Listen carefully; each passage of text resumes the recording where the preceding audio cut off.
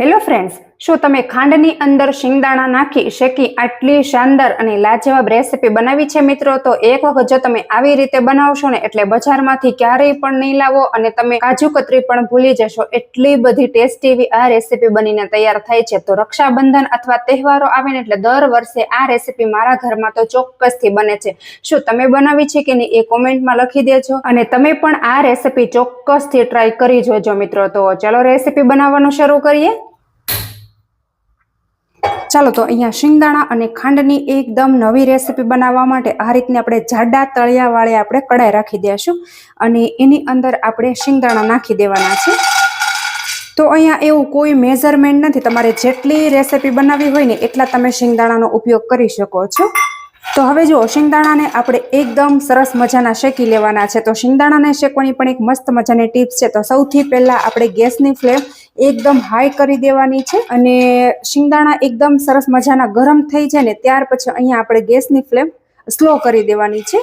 એટલે એક પણ દાણો આપણો બળશે નહીં અને એના ફોતરા છે ને એ આસાનીથી રિમૂવ થઈ જશે. તો દાણાને આપણે સેજ પણ કાળો નથી પડવા દેવાનો, તો જ આપણી મીઠાઈ છે એકદમ પરફેક્ટ એવી બનશે મિત્રો.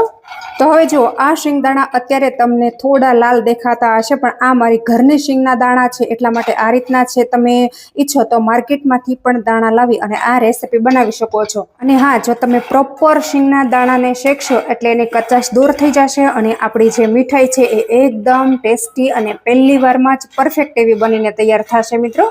તો આ રીતે આપણે કન્ટિન્યુઅસલી સતત એને ચલાવતા રહેવાનું છે. સહેજ પણ આપણે તવીથાને રોકવાનો નથી. જો તમે રોકાઈ જશો તો તમારા શિંગદાણા છે ને એ બળી જશે અને બળી જશે ને ત્યાંથી કાળું થઈ જશે અને કાળું થઈ જશે ને તો આપણી મીઠાઈ છે ને એ સરખી નહીં બને.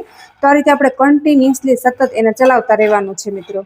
અને હા, જો તમે એક વખત આવી રીતે શિંગદાણાની મીઠાઈ બનાવશો ને એટલે તમે કાજુ કતરી પણ ભૂલી જશો. તો અહીંયા તમે જોઈ શકો છો કે થોડી વાર આ રીતે શિંગદાણા શેકાશે ને એટલે જો આ રીતે ફાટવા લાગશે. જો તો અહીંયા તમે જોઈ શકો છો કે આ રીતે એના ફોતરા છે ને એ આસાનીથી રિમૂવ થવા લાગશે. અને સ્લો ફ્લેમ પર અત્યારે આપણે શિંગદાણાને શેકીએ છીએ.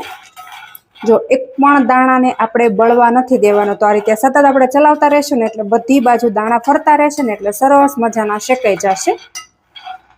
તો શિંગદાણાને શેકાતા વાર નથી લાગતી, 3 થી 4 મિનિટમાં આરામથી એકદમ સરસ મજાના શેકાઈ જાય છે. તો શું મિત્રો, તહેવારોમાં આ રીતની મીઠાઈ તમે ક્યારે બનાવી છે કે નહીં એ કોમેન્ટમાં તમારો ફીડબેક જરૂરથી આપી દેજો. અને સાથે તમે મારો વિડીયો ક્યાંથી અને કયા શહેરમાંથી જુઓ છો ને એ પણ કોમેન્ટમાં લખવાનું બિલકુલ નહીં ભૂલતા. તો અહીંયા જુઓ, અત્યારે તમને કદાચ દેખાતું હશે કે આ રીતે સફેદ સફેદ તમને આ રીતની તિરાડો દેખાતી હશે. અને હા, ગેસની ફ્લેમ અત્યારે મેં બિલકુલ બંધ કરી દીધી છે અને શિંગદાણાને થોડી વાર માટે આપણે આ જ કડાઈમાં રહેવા દેવાના છે. કેમ કે આપણે કડાઈ ગરમ છે ને એટલે એની જાતે જ જે શિંગદાણાની અંદર કચાશ હશે ને એ બધી દૂર થઈ જશે. તો આ રીતે આપણે એકાદ મિનિટ ચલાવતા રહેશું અને ગેસની ફ્લેમ આપણે બંધ કરી દીધી છે. તો બસ થોડી વાર આપણે આમનામ જ રહેવા દેશું અને આ જ કડાઈમાં શિંગદાણાને આપણે 2 થી 3 મિનિટ જેવા પંખા નીચે રાખી દેશું. પંખા નીચે રાખી દેશું ને એટલે શિંગદાણા એકદમ સરસ મજાના ઠંડા થઈ જશે. ઠંડા થયા પછી આપણે આની ફોતરી છે ને એ ઉખાડી લેવાની છે. તો હવે જુઓ મિત્રો, અહીંયા તમે જોઈ શકો છો કે આપણા જે શિંગના દાણા હતા એ એકદમ સરસ આ રીતે આપણે હાથથી ટચ કરી શકીએ ને એટલા ઠંડા થઈ ગયા છે. તો જો હું તમને બતાવી દઉં, આ રીતે આપણે હાથમાં ચોળીએ ને એટલે બધા એના ફોતરા છે ને એ રિમૂવ થઈ જાય છે. જોઈ શકો છો તમે. તો હવે આ રીતે આપણે બંને હથેળી વચ્ચે મસળી અને બધા શિંગના ફોફા છે એ આપણે દૂર કરી દઈશું. અને એકદમ સરસ મજાના આપણે ચોખ્ખા કરી લેવાના છે. સફેદ દૂધ જેવા દાણા આપણા દેખાવા જોઈએ, એની અંદર એક પણ ફોતરી ના રહેવી જોઈએ. એ રીતે આપણે આને ચોખ્ખા કરવાના છે. અને હા, જો તમને આ રીતે હથેળીથી ના ફાવતું હોય ને તો તમારા ઘરમાં કોથળો અથવા કંઈ કપડું હોય ને એનાથી પણ તમે મસળી શકો છો. તમારે કપડાની અંદર નાખી દેવાના અને હાથની મદદથી તમારે એને મસળી લેવાના. તો પણ તમારા જે ફોતરા છે શિંગના એ આસાનીથી રિમૂવ થઈ જશે, કોઈ પ્રોબ્લેમ નહીં આવે. તો અહીંયા તમે જોઈ શકો છો કે આ રીતે મેં બધા શિંગના દાણાને ચોળી અને એના ફોતરા છે ને ઉખાડી લીધા છે. અને હવે ત્યાર પછી આપણે આ રીતનો એક જારો લેશું અને જારાની અંદર આ રીતે દાણાને આપણે ચાળી નાખશું ને એટલે વધારાના જે ફોતરા છે ને એ બધા નીચે નીકળી જશે. જો, અને પછી આપણને ખબર પડે કે કોઈ દાણામાં આ રીતે ફોતરું રહી ગયું છે તો એ આપણે પાછળથી ઉખાડી લેવાનું છે. તો અહીંયા તમે જોઈ શકો છો કે મેં શીંગના દાણાને એકદમ સરસ મજાના ચોખ્ખા કરી લીધા છે. તો કોઈક જે દાણો છે એમાં જ આ ફોતરી તમને દેખાતી હશે. અને જો મેં એક પણ દાણાને બળવા નથી દીધો, જો તમે જોઈ શકો છો. તો જ આપણે મીઠાઈ છે ને એ એકદમ શાનદાર અને બિલકુલ કાજુ કતરી જેવી બનીને તૈયાર થશે મિત્રો. જો અને હા, આને શીંગના ફોતરા ઉખાડ્યા પછી મેં થોડી આ રીતે એને લૂછી લીધેલી હતી. કોઈ પણ એની અંદર કચરો ચોંટ્યો હોય શીંગના ફોફાનો એ બધો નીકળી જાય અને આનો જે ભૂકો છે ને એકદમ સફેદ દૂધ જેવો થાય એટલા માટે. તો હવે જુઓ, આ રીતે મેં શિંગદાણાનો એક વાટકો ભરી લીધો છે એટલે આપણને મેઝરમેન્ટની પરફેક્ટ ખબર પડે. તો 1.25 વાટકો આપણા શિંગદાણા છે મિત્રો, જો એટલે આપણને ગળપણ ઉમેરવાની ખબર પડે. અને હવે ત્યાર પછી અહીંયા આપણે લેવાનું છે મિક્સરનું જાર અને એની અંદર આપણે શિંગદાણાને નાખી દઈશું. અને જે પહેલો ઘણ આપણે પીસીએ ને એની અંદર આપણે સાથે ઇલાયચીના દાણા નાખી દઈશું એટલે એકદમ સરસ એવો એ ભૂકો થઈ જાય. ઢાંકણ ઢાંક્યાને આપણે પીસી લઈશું. તો અહીંયા તમે જોઈ શકો છો કે શીંગનો મેં એકદમ સરસ મજાનો ભૂકો કરી લીધેલો છે. તો આ જે દાણા છે ને એને મેં પલ્સ મોડ ઉપર રાખીને ફેરવેલા છે એટલે આ રીતના છૂટા છૂટા એનો ભૂકો રહેશે. જો તમે એકવારમાં જ ફેરવી લેશો ને તો તમારો આ જે ભૂકો છે ને એ લોંદો થઈ જશે અને તેલ વધારે છૂટું પડશે. એટલા માટે આ રીતે આપણે પલ્સ મોડ ઉપર રાખીને જ આને ફેરવવાનું છે. અને હવે આ શીંગના ભૂકાને આપણે પ્લેટમાં કાઢી લેશું અને જે બાકીના બચેલા દાણા છે એને પણ આપણે પીસી લેશું. તો અહીંયા મેં બીજો ઘાણ પણ રેડી કરી લીધેલો છે તો એને પણ આપણે પ્લેટમાં કાઢી લઈશું. તો અત્યારે તમને દેખાતું હશે કે આ શીંગનો ભૂકો છે ને એ બધા ફોતરા આ રીતે કાઢી લીધેલા હતા ને એટલે એકદમ સરસ સફેદ દૂધ જેવા ભૂકો બન્યો છે, તમે જોઈ શકો છો. જો આની મીઠાઈ એકદમ ટેસ્ટી અને ખૂબ જ સરસ શાનદાર અને લાજવાબ બનીને તૈયાર થશે. તો બસ આને આપણે થોડી વાર સાઈડમાં કરી દઈશું અને આપણે હવે જઈશું ગેસ તરફ. તો હવે જો અહીંયા આપણે બીજી કઢાઈ પણ નથી બગાડવાની. જે કઢાઈની અંદર આપણે દાણા શેકેલા છે એ જ કઢાઈ આપણે ફરી વખત લેવાની છે. અને અહીંયા આપણે 1.25 વાટકો જેટલા શિંગદાણા હતા તો એની સામે આપણે 1/2 વાટકો જેટલી ખાંડ લેવાની છે. તો પેનમાં આપણે ઉમેરી દઈશું અને સાથે જ અહીંયા આપણે એકદમ થોડું પાણી ઉમેરી દેવાનું છે.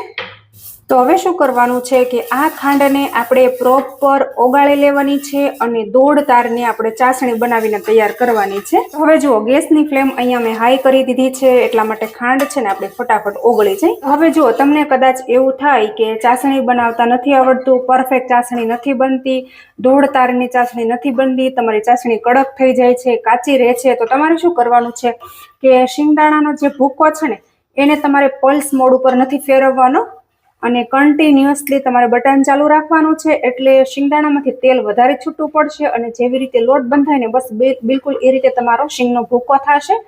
અને પછી તમારે શું કરવાનું છે કે પાછળથી એ જ મિક્સરના જારની અંદર ખાંડ ઉમેરી દેવાની છે એટલે ખાંડની ચાસણી વગર જ તમારી મીઠાઈ એમનામ જ બનીને તૈયાર થઈ જશે. તો જુઓ, આજે મેં આ ચાસણીવાળી રેસીપી શેર કરી છે અને કાલે હું તમને એ રેસીપી બતાવીશ કે તમે ચાસણી વગર પણ કઈ રીતે શીંગની મીઠાઈ બનાવી શકો છો. તો હવે જુઓ, તમારી ખાંડ જ્યારે ઓગળી જશે ને ત્યારે આ રીતના બબલ્સ ઉપર આવવા લાગશે એટલે ફટાફટ તમારે કન્ટિન્યુઅસલી ફેરવવાનું છે અને પછી તમારે ગેસની ફ્લેમ થોડી સ્લો કરી દેવાની છે અને પછી તમારે આ રીતે તવીથામાં થોડી ચાસણી લેવાની છે અને ચેક કરી લેવાનું છે. તો જો હજી કાચી છે.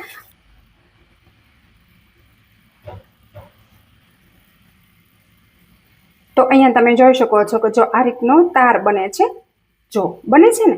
તો હવે જુઓ, આ રીતની ચાસણી થઈ જાય ને ત્યાર પછી અહીંયા આપણે શીંગનો ભૂકો લેવાનો છે અને આની અંદર આપણે નાખી દઈશું અને આ રીતે આપણે એકદમ સરસ રીતે મિક્સ કરશું. તો તમે જોઈ શકો છો કે મેઝરમેન્ટ આપણું એકદમ પરફેક્ટ થયેલું હતું ને એટલે ચાસણી પણ વધારે નથી થઈ અને આપણો શીંગનો ભૂકો પણ વધારે નથી થયો. તો હમણાં થોડી વાર આને આપણે ફેરવશું ને એટલે મિક્સ થઈ જશે, મતલબ કે કડક થઈ જશે. હવે અહીંયા તમે જોઈ શકો છો કે આપણી જે મીઠાઈ છે ને એ એકદમ સરસ મજાની સેટ થઈ ગઈ છે, તમે જોઈ શકો છો. તો આ રીતે આપણે કન્ટિન્યુઅસલી થોડી વાર સતત ચલાવતા રહીશું એટલે એકદમ સરસ મજાનું ભેગું થઈ જશે. અને તમને કદાચ એવું લાગતું હશે કે હજી આ ખૂબ જ ઢીલું છે, પણ ના, જો હું તમને બતાવી દઉં કે શું કરવાનું છે કે આ રીતે આપણે થોડું લેવાનું છે અને આ રીતે આપણે જો કરશું એટલે જો હાથ સાથે પણ નથી ચોંટતું અને પ્રોપર એની ગોળી વળે છે. જો બસ આ રીતનું એનું ટેક્સચર આવવું જોઈએ. તો બસ હવે આપણે ગેસની ફ્લેમ બિલકુલ બંધ કરી દેવાની છે અને આને આપણે એક પ્લેટની અંદર કાઢી લેશું એટલે સરસ ઠંડુ થઈ જાય ને પછી આપણે આના પીસીસ કે જે પણ શેપ આપવો હોય ને એ આપણે આપીશું. તો હવે જો આપણી મીઠાઈ એકદમ સરસ ઠંડી થઈ ગઈ છે અને ત્યાર પછી આ રીતનું આપણે કાગળ લેશું અને કાગળ ઉપર આ રીતે આપણે થોડું ઘી લગાવી દેવાનું છે અને ત્યાર પછી તમે જોઈ શકો છો કે આ રીતે સરસ મજાની આપણી મીઠાઈ જે ઠંડી થઈ ગઈ છે ને એ લેવાની છે અને એને આપણે આ રીતે નાખીશું અને આ રીતે આપણે એકદમ સરસ મજાની સ્મૂથ કરી લેશું. તો તમે જોઈ શકો છો કે આ રીતે હું કરું એટલે એકદમ સરસ એવી સ્મૂથ થઈ જાય છે. આ રીતે આપણે હાથમાં લેશું અને હાથની મદદથી આ રીતે આપણે રોલ કરી દેશું. તો તમારે જેટલી જાડી રાખવી હોય ને મીઠાઈ એટલો તમારે રોલ કરવાનો રહેશે. તો અહીંયા તમે જોઈ શકો છો કે એકદમ મસ્ત મજાનો મેં રોલ બનાવી અને તૈયાર કરી લીધો છે. જો તો સેમ એ જ રીતે આપણે બાકીની રહેલી જે મીઠાઈ છે એમાંથી આ રીતે રોલ કરી લેશું. તો જુઓ મિત્રો, આપણું જે મિશ્રણ હતું ને એમાંથી મેં આ રીતે 3 રોલ અત્યારે મેં બનાવી લીધા છે. તો સૌથી પહેલો જે રોલ છે એમાંથી આપણે આ રીતે કટ લગાવી દઈશું અને તમે જોઈ શકો છો કે આસાનીથી એકદમ સરસ મજાની કટ પણ થઈ જાય છે આપણી મીઠાઈ.